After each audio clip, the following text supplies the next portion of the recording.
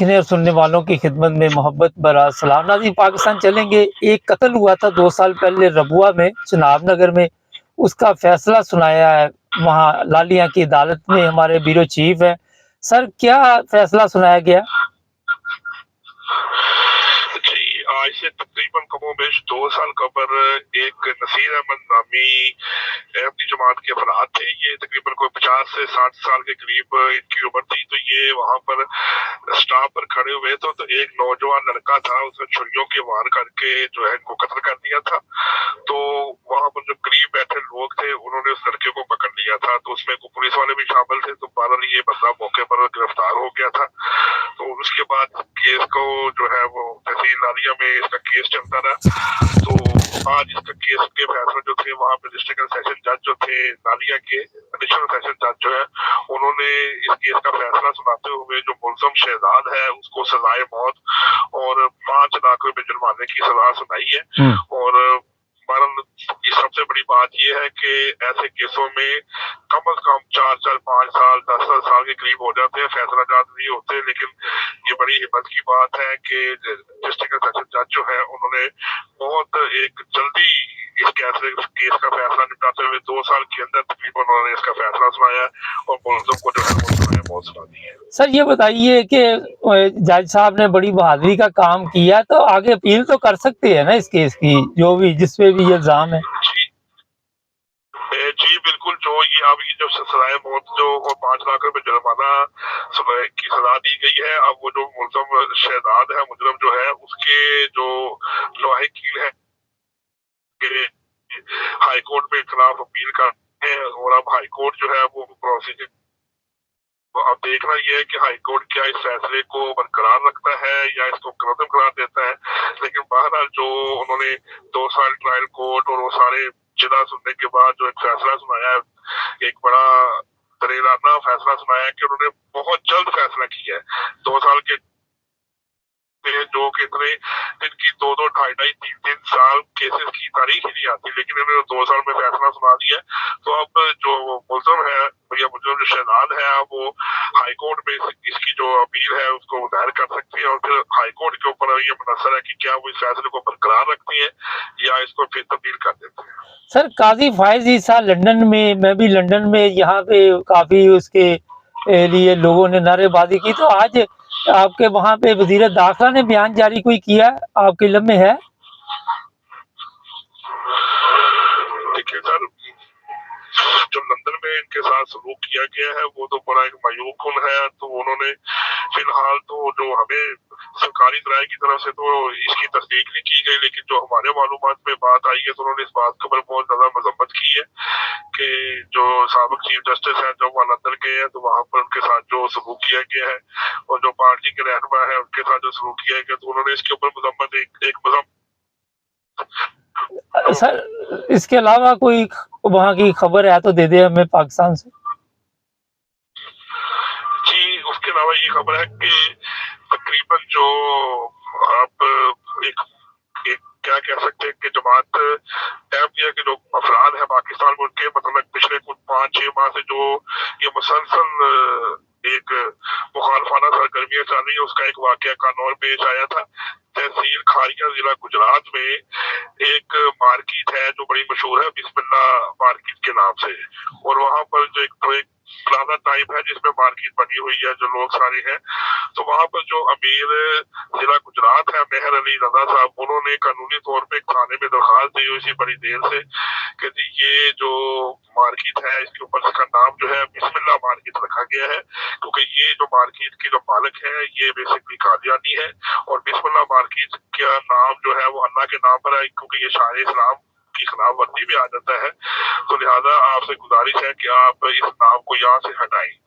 تو وہ بڑی دیر سے پریشر دیا ہوا تھا انہوں نے پولیس کے اوپر، ضلع کھاریہ، اس کے بعد ضلع گجرات جو ہے وہاں کے بھی جو یہ TLP کے جو امیر ہیں وہ بھی ساتھ شامل ہو گئے، پھر انہوں نے وہاں پہ 2 3 دفعہ جلوس بھی نکالا ہے، لوکل انتظامیہ کو بہت زیادہ انہوں نے پریشرائز دیا تھا۔ تو اس کے بعد کل جو وہاں کی انتظامیہ ہے انہوں نے وہاں پر جا کر تو جو نام تھا उसको उन्होंने खत्म कर दिया है। तो वहां से उन्होंने बिस्मिल्लाह जो लिखा हुआ था उसको वहां से खत्म करके तो आगे जो मार्केट है उसको रख दिया है। और बाकी भी उन्होंने कहा है कि हमारी जो कोशिश है कि जो जिला खारिया में और जिला गुजरात में जो कादियानियों ने शायर सलाम की खिलाफ वर्जी की हुई है या बाल मकानात के ऊपर माशाल्लाह लिखा होता है या कोई कुरानी आयात लिखी हुई है, तो हमने मुसलसल जो है DPO उसको मुसलसल लगा कर रहे हैं, हर मीटिंग में राब्ता कर रहे हैं कि जितनी जल्दी हो सकता है जो ये शायर सलाम की खिलाफ वर्जी करने वाले हैं इनके खिलाफ सख्त कार्रवाई की जाए और ये जो नाम लिखे हैं इनको फौरी तौर पर खत्म किया जाए। बहुत शुक्रिया सर आपका। नाज़रीन, ये थे पाकिस्तान से हमारे ब्यूरो चीफ, वहाँ की सूरत हाल आपको बता रहे थे। अच्छा, अदालतें जिस तरह इन्होंने अभी बताया कि बड़ा वक्त लगा देती हैं, लेकिन जो सबसे बड़ी प्रॉब्लम है पाकिस्तान की कि बहादुर जज बहुत कम है और अदल पे सिस्टम को चलाना बड़ा मुश्किल है। आपने देखा होगा कि इंसाफ के मुताबिक कि जब आप सज़ा सुना देते हैं तो फिर जो भी लोग होते हैं वो हरकत में आ जाते हैं, फिर जल्द से जुलूस शुरू हो जाते हैं। फिर ऐसे लोगों को सज़ाए मौत हो भी जाए, जिस तरह वो सलमान तसीर के केस में हुई थी, तो फिर कहा जाता है जी ये शहीद हो गए हैं और ये गाजी हैं, मुख्तलिफ लक़ब फिर दिए जाते हैं। जब तक अदल नहीं होगा, ये जो जज साहब हैं अगर इन्होंने अदल किया, देखिए इंसाफ के तकाजे पूरे करना और अपनी जिस सीट पे आप बैठे हुए हैं उसकी इज्जत रखना। मैंने इसलिए फ़ाइज़ ईसा के बारे में सवाल किया था कि मेरे इल्म में था, शायद वो कई चीज़ें होती है कि हमारे जो लोकल होते हैं ब्यूरो चीफ सारा दिन ज़ाहिर इतनी खबरें होती हैं। आज वज़ीर दाखिला जो है उन्होंने पाकिस्तान से ये कहा कि जिन लोगों ने उनकी गाड़ी पे हमला किया उनके जो भी पासपोर्ट हैं, शनाख्ती कार्ड हैं, वो ब्लॉक कर दिए जाएंगे, उनकी नेशनलिटी ख़त्म कर दी जाएगी। ये मसले का हल नहीं है, ये मैं आपको बता रहा हूँ। मसले का हल ये है कि अगर इन्होंने अदल किया होता तो आज इन्हें इस तरह मुँह छुपा के मियाँ बीवी को यहाँ इंग्लैंड घूमना ना पड़ता। बेटे के सामने लोग इतने गंदे नारे लगा रहे थे, मैं अल्फाज बयान नहीं कर सकता। मुख्तलिफ जानवरों के नाम से, जो गंदे जानवर होते हैं उनके नाम से पुकारा जा रहा था।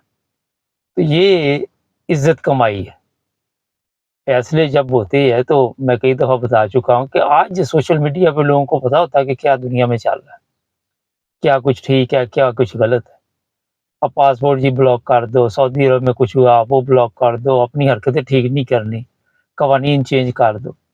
अगर अदल के मुताबिक 50 साल पहले ऐसे फैसले किए होते, अदालतों का काम ही नहीं किसी के मजहबी मामलात का, पार्लियामेंट का काम ही नहीं किसी के मजहब में टांग अड़ाने का।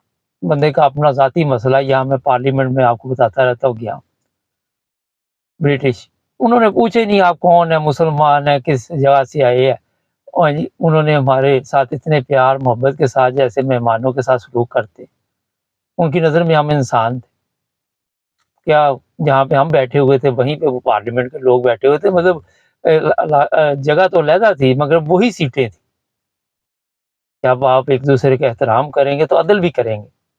जब एक दूसरे का एहतराम ही नहीं, हर चीज़ में कहेंगे जी हमें पार्लियामेंट में इन लोगों ने भेजा है, मुझे अदालत में भेजा है, मैं जो मर्जी करता फिरूं, और बाद में फिर लंदन आएंगे तो मुँह छुपा के फिरेंगे। कौम सब कुछ देख रही है। अभी आप सबको ये भी पता होना चाहिए कि सोशल मीडिया पे लोग कहते हैं जी कई चीज़ें बड़ी गलत चलती है, मगर जो सही चलती है वो कौन चला रहा है? अगर सोशल मीडिया ना होती तो आपको कैसे पता चल रहा था कि क्या-क्या कुछ हो रहा है? इलेक्ट्रिक मीडिया जब से सिस्टम चला है, प्रेस मीडिया से बाहर निकले हैं तो दुनिया का पता चला है। ये प्रोग्राम मैंने दिया था 2 साल पहले इस पे, जब ये कत्ल हुआ था नसीर नामी शख्स का, और बिला वजह ही कत्ल कर दिया। देखिए कोई लेना न देना, न बात न चीज़, ये मज़हब के नाम पे जी मैंने बड़ा कारनामा अंजाम दिया। इतने अफ़सोस की बात। सबसे पहले अपने अंदर इंसानियत पैदा करें। इंसानियत जब आपकी जाग जाएगी, आपका मज़हब भी ठीक हो जाएगा और आपकी अखलाकी हालत भी ठीक हो जाएगी। मुर्दा जब तक रहेगी इंसानियत, आपके ज़मीर मुर्दा रहेंगे, ना आप मज़हब के मुताबिक चल सकते हैं, ना किसी का भला कर सकते हैं, लोगों को सिर्फ तकलीफ़ दे सकते हैं। अब बिस्मिल्लाह लिखी हुई है मार्केट पे, पता नहीं कब से लिखी हुई है जी इसका नाम चेंज कर दो। वहाँ पे आने वाले लोग जो हैं वो कौन है? یہ پوچھے، سوچ کو چینج کریں، اپنی سوچ کو چینج کریں، اور سوچ کو چینج کرنے کے لیے آپ کے پاس عقل کوئی نہیں ہے، یہ ویسے میں آپ کو بتا دیتا ہوں معذرت کے ساتھ۔ چینل کو سبسکرائب کریں، جڑے رہیں ہمارے ساتھ۔